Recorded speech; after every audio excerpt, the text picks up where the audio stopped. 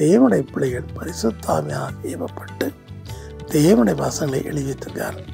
நம்முடைய பரிசுத்த வேதாகமத்தில் 2000க்கும் மேற்பட்ட வாக்குத்தத்தங்கள் இருக்கு. 1000க்கும் மேற்பட்ட தீர்க்கதரிசனங்களும் இருக்குது. உலகத்தில் நம்முடைய பெரிய செல்வம் இந்த வேத புஸ்தகம் தான்.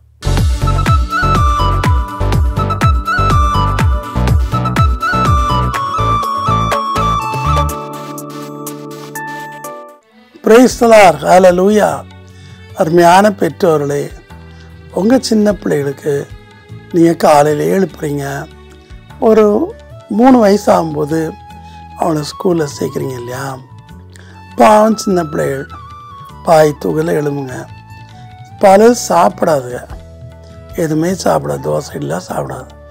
அப்போ என்ன பண்ணுங்க, ஒரு ஹார்லிக்ஸோ அல்லது ஒரு முட்டையோ பாயில் பண்ணி அந்த 2ஐயும் கொடுத்தீங்கனாலே அது கொஞ்சம் சஸ்டெயின் ஆகும். சரியா? சாப்பிடாத பிள்ளைகளுக்கு நீங்கள் கவலைப்படாதீங்க. லிவ் 52வும் பி காம்ப்ளெக்ஸ் ஸ்ட்ராபெரியும் ஈக்குவலாக கலந்து ஒரு மூடி கொடுங்க, நல்லா பசி எடுத்துரும். சின்ன பிள்ளைகள் தானே, அவங்க போக்கிலும் வரத்திலும் அவனை பத்திரமாக காப்பாற்றுங்க. ஏன்னா ஏசப்பா சொன்னார், இந்த சிறியில் ஒருவனை ஏற்றுக் கொடுக்குறவன் என்னை ஏற்றுக் கொடுக்குறான், என்னை ஏற்றுக் கொடுக்குறவன் பிதாவை ஏற்றுக் கொடுக்குறான்னு சொன்னார். சரி, இன்றைக்கு நம்ம பார்க்க போகிற காரியம் அழியாததும் மாசற்றதுமான விலையேற பெற்ற செல்வம். உலகத்தில் மனிதனுடைய அந்தஸ்துகள், அவங்களுடைய படிப்பு, பொசிஷன், அவங்கள்ட்ட இருக்கிற பணம், அதிகாரங்கள், இதை பொறுத்து தான் இருக்குது. ஆனால் நம்ம பைபிளை பார்க்கும்போது விலையேற பெற்ற செல்வம் என்னென்னா பரிசுத்த வேதம் தான். சங்கீதம் 119, 14, 72, 127 தாவீது சொல்கிறார், திரளான பொன்வெள்ளியை பார்க்கிறோம், செல்வங்களை பார்க்கிறோம், உம்முடைய வேதமே எனக்கு நலம் அப்படின்னு சொல்கிறார்.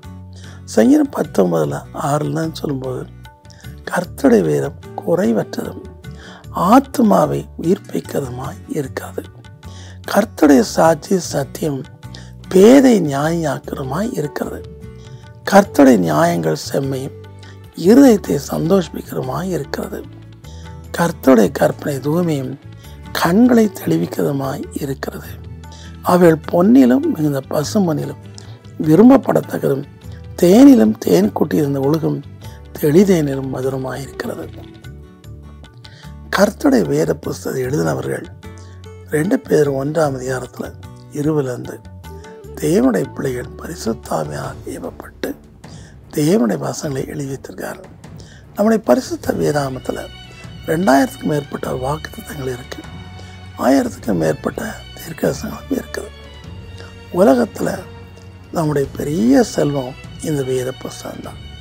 என்னுடைய வாழ்க்கையில் நான் இவ்வளோ தூரம் மேலே வந்த காரணம் கர்த்தருடைய வேதத்தின் மேலே நான் பிரியமாக இருந்தால் காரணம். சங்கீதம் 119 எடுத்து பார்த்தீங்கன்னா அங்கே வரிசையாக வந்து சொல்கிறான், 14, 24, 47, 70, 77, 92, 111, 142, 174 உடைய வேதம் என் மன மகிழ்ச்சின்னு சொல்கிறான். நான் அதை இரவும் பாலும் தியானிக்கிறேன்னு சொல்கிறான். அந்த வேத புத்தகம் முழுகிறதோடு நான் கை கொடுறேன்னு சொல்கிறான். அந்த வேத புத்தகத்தை மறக்க மாட்டேன்னு சொல்கிறான். ஸோ தாயுடைய வாழ்க்கையில் எவ்வளோ சோதனை, எவ்வளோ வேலை ஏற்பட்டது. ஆனால் அந்த 5 ஆகமங்களை அவன் கற்று தேர்ந்தான். இதனுடைய கணக்குப்படி 8 to 12 முதல் 5 ஆகமங்களை மனப்பாடமாக கற்று தேர்ந்திருக்கணும். அவைகள் அவனுக்கு எப்படி வாழணுங்கிறத சொல்லி கொடுத்தது. அந்த வேறு புத்தகத்தை அவன் தியானம் பண்ணதுனால தன்னுடைய முதியோர், தனக்கு சொல்லி கொடுத்தவர்கள், தன்னுடைய சத்துருகளை பார்க்கிலும் அவன் ஞானமுள்ளவனாய் மாறினான். அவன் எந்த ஸ்கூலுக்கும் போல ஆனால் பெரிய திறம்பட்ட ஒரு ராஜாவாக மாறினான். இன்றைக்கு அநேகர் வேறு புஸ்தகத்தை அற்பமாக நினைக்கிறாங்க, அசட்டையாக நினைக்கிறாங்க. நைட்டு மட்டும் பிசாசு வராதபடிக்கு தலையில் வைக்கிறாங்க, இல்லை தூசி படிச்சு தான் வைக்கிறாங்க. அப்படி இல்லை பிள்ளைகளா, நம்ம வேறு புஸ்தகத்தை எவ்வளோ தியானிக்கிறோமோ அவ்வளோ தூரம் நாம் உயர்த்தப்படுவோம், நாம் பாவனிந்து விடுவிக்கப்படுவோம், செம்மையான வழிக்கு வருவோம். வேத புஸ்தகத்து மேலே நமக்கு விருப்பம் தானே வரும். நம்ம கையில் ஒன்றுமே இல்லாமல் இருக்கலாம், ஆனால் இந்த ஒரு வேத புஸ்தகம் நம்முடைய இடத்துல இருக்கும்போது அதில் என்னென்ன எழுதப்பட்டிருக்கிறதோ என்னென்ன அற்புதங்கள் எழுதப்பட்டிருக்கிறோம், என்னென்ன வாக்குத்தங்கள் எழுதப்பட்டிருக்கிறோம், அது அப்படியே நடக்கும். அதை நம்ம ஏற்றுக்கொண்டு இன்றைக்கி இப்படி நடக்கணும்னு சொல்லும்போது அது நிச்சயமாக நடக்கும். சங்கீதம் 119, 49, 50 நான் நம்புகிற உம்முடைய வேதத்தின்படியே என்னை நடத்தி கொள்ளும் என்று சொல்கிறார். நான் நம்புகிற உம்முடைய வேதத்தின்படி என்னை நடத்தும்.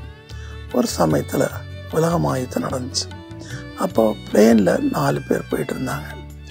இன்னொரு கண்ட்ரியை அழிப்பதற்காக கொண்டு போயிட்டு இருந்தாங்க. திடீர்னு அது எதிரியினுடைய அந்த குண்டுகள் இந்த விமானத்தை சுட்டு வீழ்த்தாது. அது ஃபயர் ஆகி கடல் மத்தியில் விழுந்துச்சு. கடல் மத்தியில் விழுந்து 3 பேர் இறந்துட்டாங்க. ஒருவர் மட்டும் தப்புனார். 4 நாள் அந்த கடல் தண்ணியில் இருந்தாங்க. குளிர், பயங்கர குளிர், சுறா மீன்கள் எல்லாம் இருக்கும். அது 4ஆவது நாள் எப்படியோ அவர் அடுத்த ஹெலிகாப்டர் கண்டுபிடிச்சு தூக்கி அடிச்சு திரும்ப அவரை கொண்டு போய் எதிரினுடைய ஏர்போர்ட்டில் கொண்டு வந்து விட்டுச்சு. அப்போ எதிரிகள் 300 பேர் தங்களுடைய துப்பாக்கினால் அவரை சுட்டாங்க. ஆனால் ஒரு குண்டு கூட அவர் மேலே படலை. ஸோ இவர் பெய்யா இருக்குன்னு சொல்லி அத்தனை பேர் ஓடி போனாங்க. அப்போது ஒருவர் கேட்குறாரு, நீங்கள் என்ன கடவுளுடைய அவதாரமா என்னன்னு கேட்கும்போது அவர் சொன்னார், நான் போருக்கு போகிற முன்னாடி என்னுடைய அம்மா என் நெஞ்சில் இருக்க மேலே இருக்க சதை எடுத்து சின்ன சங்கீத புஸ்தகத்தை அதில் வச்சு அப்படியா சூச்சர் பண்ணிட்டாங்க. இந்த பரிசுத்த வேதாம் தான் என்னை காப்பாற்றுன்னு சொன்னாங்க. மேரி சின்ன பிள்ளை பைபிள் மேலே ரொம்ப ஆர்வம் கொண்டு அந்த பைபிளை வாங்கணும்னு ரொம்ப ஆசைப்பட்டான். ஆனால் அந்த காலையில் பைபிள் கிடைக்க ரொம்ப கஷ்டம். ஸோ அந்த சின்ன பிள்ளை தன்னுடைய செல்லம் போல கைகளால் தனக்கு தெரிஞ்ச வேலை செய்யுது. கோழி முட்டைகளாக கேதர் பண்ணுறது, அதை கொண்டு விற்கிறது, இப்படி சின்ன சின்ன வேலை செய்து அந்த ரூபாயை சேர்த்து வச்சான். ஆனால் வேத புஸ்தகமும் ரொம்ப தள்ளி ஒரு போதருடைய வீட்டில் இருந்துச்சு. அந்த போருடைய வீடு ரொம்ப தூரமாக இருந்துச்சு. அவளுக்கு காலில் செருப்பு கூட இல்லை. வெறுமையாகவே நடந்து போய் அந்த போதர் வைத்திருந்த பைபிளை வாங்கி கொண்டான். அவட்ட மட்டும்தான் பைபிள் இருந்துச்சு. அப்படி ஆரம்பிக்கப்பட்டதான் பைபிள் சொசைட்டி. இந்த வேதாமத்தை எரிக்கணும்னு சொல்லி பலர் திட்டமிட்டாங்க. கோடிக்கணக்காக எரிச்சாங்க. ஆனால் இன்னும் அது அழிதா பாருங்கள். நான் கூட ஒரியாவில் ஒரு லாங்குவேஜில் பைபிள் ஃபுல்லாக ட்ரான்ஸ்லேட் பண்ண பணம் கொடுத்துருக்கேன். ஏன்னா எனக்கு பைபிள் அவ்வளோ பிரியம். இந்த வேதாமம் என் துக்கத்தில் ஆறுதல் அளிக்கிறது. இந்த வேதாமில் கொடுக்கப்பட்ட எல்லா வாக்குத்தத்தங்களும் நிறைவேறுது என்னுடைய வாழ்க்கையில். அது மட்டும் இல்லை, இந்த பரிசுத்த வேதாமம் வாலிபன் தன்னை பரிசுத்தமாக காத்துக்கொள்ள உதவுகிறது. இன்னும் பல சொல்லலாம் பைபிளை பற்றி. நம்ம எதை வாசிக்கிறோமோ அது அப்படியே நமக்கு நடக்கும். ஒரு சமயம் தானியேல் 5ஆம் அதிகாரத்தில் கடைசி வசனங்களில் தேவனுடைய விரல் சுவரில் எழுதிட்டு என்கிறத நான் வாசித்தேன். அப்படி வாசித்து கொண்டிருக்கும்போது எனக்கு ஒரு நம்பிக்கை, இன்றைக்கு நிறைவேறும். அப்போ ஒரு லேடி என்கிட்ட வந்தாங்க. மாஸ்டர் டிகிரி முடித்து டாக்டர் டிகிரிக்காக தன்னை ஆயத்தப்படுத்திட்டு இருந்தாங்க, எம்ஃபிலோ பிஹெச்டியோ. அப்போ அவங்க வரும்போது திடீர்னு ஆவியானவர் மூலமாக சொன்னார், மகளே, அரிதான ஒரு கேள்வி கேட்பாங்க. நீ தீசிஸ் எழுதாத ஒரு கேள்வி கேட்பாங்க. அந்த கேள்வி கேம்பிரிட்ஜ் யூனிவர்சிட்டியில் கிணத்துக்குள்ள நீல நிற பூ பூக்கிற ஒரு க்ரீப்பர் மாதிரி இருக்கும். உனக்கு அது ஆன்சர் தெரியாது. ஏன்னா வருகிறவர் வயசானவர், ரொம்ப ஸ்ட்ரிக்டானவர், யாரை எழுத பாஸ் பண்ணி விட மாட்டார். ஸோ ரொம்ப திகைத்தான். ஆனால் கர்த்தருடைய விரல் எழுதுன்னு சொல்லும்போது அவளால் நம்ப முடியல. ஆனால் போனோன்னா இந்த எக்ஸாம் பார்த்தோன்னே இவளுக்கு பயங்கர பயம். எக்ஸாம் டாட்டான்னு கொஸ்டின் கேட்டார், பதில் சொன்னான். முடியல. நான் சொன்ன அதே கேள்வி கேட்டார். இந்த பிள்ளைக்கு என்ன பதில் சொன்னது தெரியல.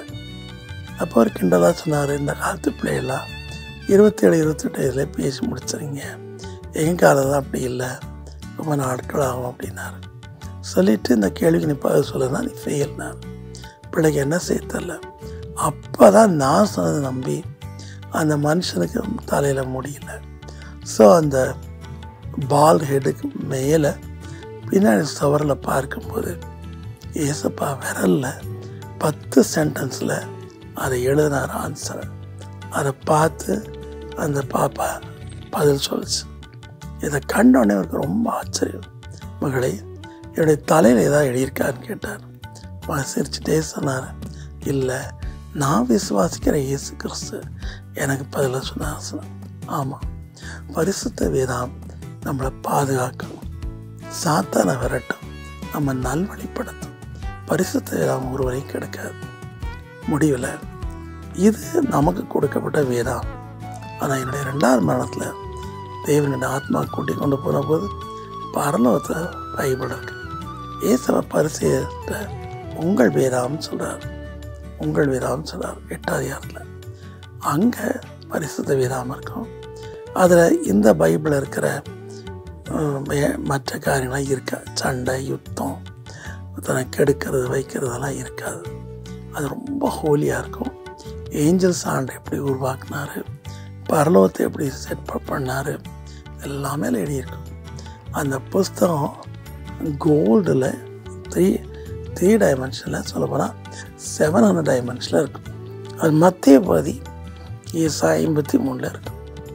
அது தொடர்ந்து சுவிசேஷங்களை இயேசுவின் பாடலை குறித்த அதிகாரங்கள் இருக்கும். அதை திருப்புறது பரிசுத்த ஆவியானவர். சரி, அதை பற்றி சொல்ல நேரம் இல்லை. அதை பற்றி நான் புக் எழுதியிருக்கிறேன். உங்களில் யாராவது இந்த புக்கை ஸ்பான்சர் பண்ணால் நீங்கள் பண்ணலாம். 350 பக்கங்கள் கொண்டது. தமிழில் முடிச்சிட்டோம். இது பிரிண்டிங் வரணும், சேவ் பண்ணுங்க. அதே போல் 20ஆம் தேதி நம்முடைய பங்காளர்னு ஸ்பெஷலாக மீட்டிங் வச்சுருக்கிறோம். தவறாமல் வாருங்க. அன்பின் கர்த்தாவே, உம்முடைய வேதத்தை நேசிக்கிறவர்களுக்கு மிகுந்த சமாதானம் உண்டு. உம்முடைய வேதத்தை இரவும் தியானிக்கிற மனுஷன் பாக்கியவான், அவன் செய்வதெல்லாம் வாய்க்கும் என்று பரிசுத்த வேதாந்தத்தில் நாம் பார்க்கிறோம். அவன் புத்திமானாம் இருப்பான் என்று பார்க்கிறோம். இதுவரைக்கும் பரிசுத்த வேதாந்தத்தை தொடாத அத்தனை பேரும் காலையில் எழுந்து முழந்தாப்படி செபித்து கொஞ்ச நேரமாவது உம்முடைய வார்த்தைகளை வாசித்து அதை மனனம் செய்ய நீர் சொல்லித்தார். மனனம் செய்வது மாத்திரமல்ல, அதன்படி நடக்க ஆவியானவராகி நீர் அவளுக்கு உதவி செய்யும். வேத புஸ்தகத்தை எபிரேயர் 8:10 அவள் இதயத்தில் எழுதி வையும். அவளுக்கும் எழுதி வையும், அவள் பிள்ளைகளுக்கும் அவள் சொல்லிக் கொடுக்க செய்யும். இயேசுவின் நாமத்தில் வேண்டிக் கொள்கிறேன் பிதாவே, ஆமென்.